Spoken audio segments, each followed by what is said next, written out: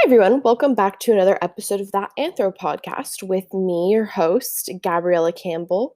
This episode is going to be a little bit different. We're going to slow it down a bit. It's going to be a bit more informal, but I know that some of our listeners have never heard of me before. They've never met me. While I'm also lucky that my podcast has a lot of friends and family listening, I wanted to do a little background episode so that our new listeners can get to know a bit more about me and my background and love for anthropology. And then also, I think I'm going to talk a little bit about how I started the podcast and kind of some of the future ideas I have going forward. Um, but first off, let me say that if you don't follow us on Instagram, you should at that Anthro podcast.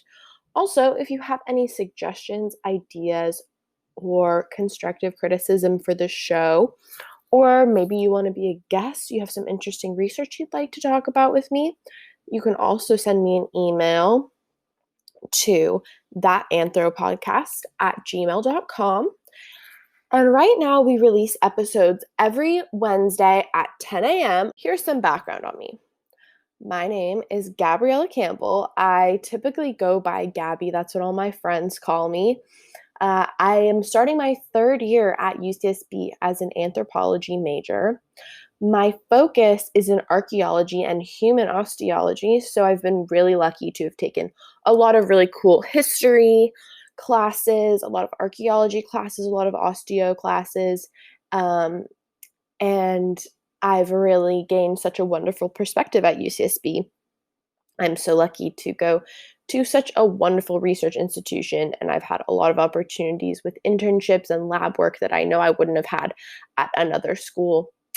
Some more things about me. I recently rescued a dog. Her name's Daisy. She's my best buddy and a big part of my life. I call her the mascot of that Anthro podcast because she's been around since the beginning of it. Also, an interesting fact, I was born in Newport, Oregon, and lived there until I was 6. But when I was 7, I moved to Santa Barbara, where I did most of my elementary and middle school years. I did my high school in Ventura, California. And then when it was time to go back to college, I applied to UCSB and didn't really consider it, but ended up committing when I saw how beautiful of a campus it was. And I have never looked back. I love Santa Barbara. I think it's such a beautiful place. I think our university is great. I love the collaborative energy and spirit of our campus. I love going to basketball games. I love going to soccer games. And I'm really proud to be a gaucho. I also am an avid traveler. I've been to over 25 different states, and I have also been to several different countries around the world, including the Netherlands, England, France, Costa Rica, Japan, and I really hope to travel a lot more, both for research and for fun. I also, a fun fact about the podcast and about me is that any graphics, including the cover art that you see every episode on our podcast, was all created by me. So when I had the idea for the podcast, I kind of came to this dilemma of, I actually don't really have any prior knowledge or experience in graphic design.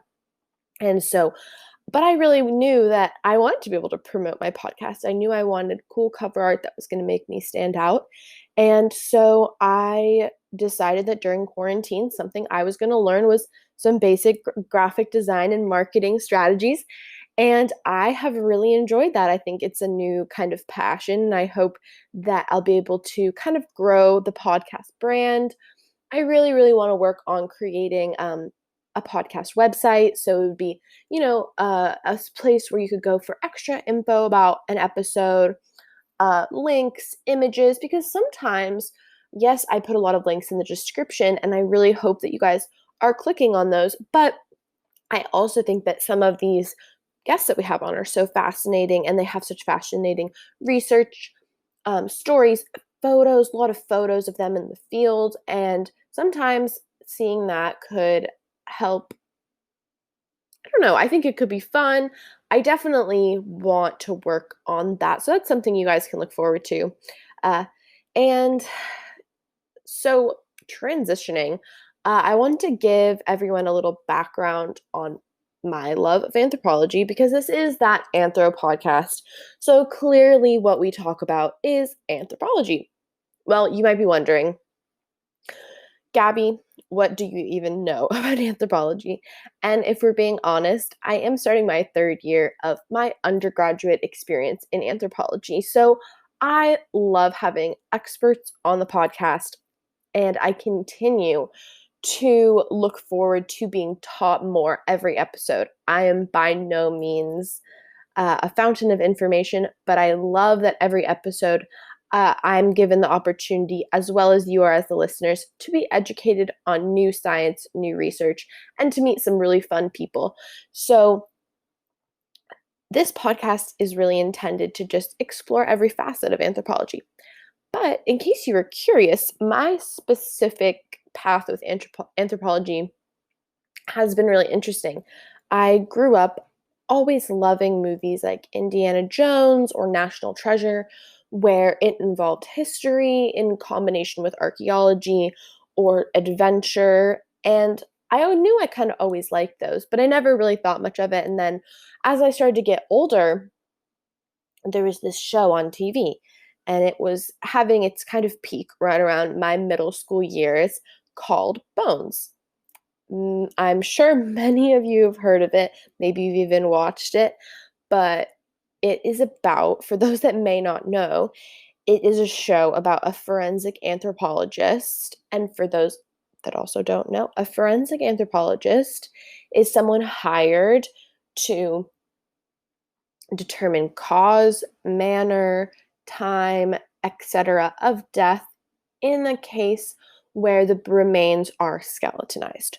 So it followed this team, Dr. Brennan and her team, and the second I saw the show, I was instantly captivated. I had never heard of a forensic anthropologist. I had no idea what that was, but I was so captivated by their work. And I it really inspired me to look further into the field of forensic anthropology. And I even attended a forensic science camp in Washington, D.C., where we got to meet various members of FBI. We toured um, the DEA and various things because we were in Washington, D.C., going to the Smithsonian. And it just really reaffirmed my love for problem solving, asking questions, figuring it out. We even had a mock crime scene at this camp that we had to process. We had to collect evidence. And while all of that was some really fun things that introduced me to the field, it was some of the real core lessons that I learned there that keep me motivated to do this in my future today. And one of those was when a guy from the FBI came to lecture to us, and we were all sitting out there, and he was trying to get us engaged. And so he asked, what are certain fields that some of you are interested in going into? And I raised my hand and I said forensic anthropology. And he said, "Oh, that's a very specific field. What interests you about it?" And I'd never really thought specifically what interests me, but I turned to him and I said, "Well, I like that I can give people a voice that have passed on rather than them just being ignored as a skeleton, being able to be a forensic anthropologist and a specialized osteologist.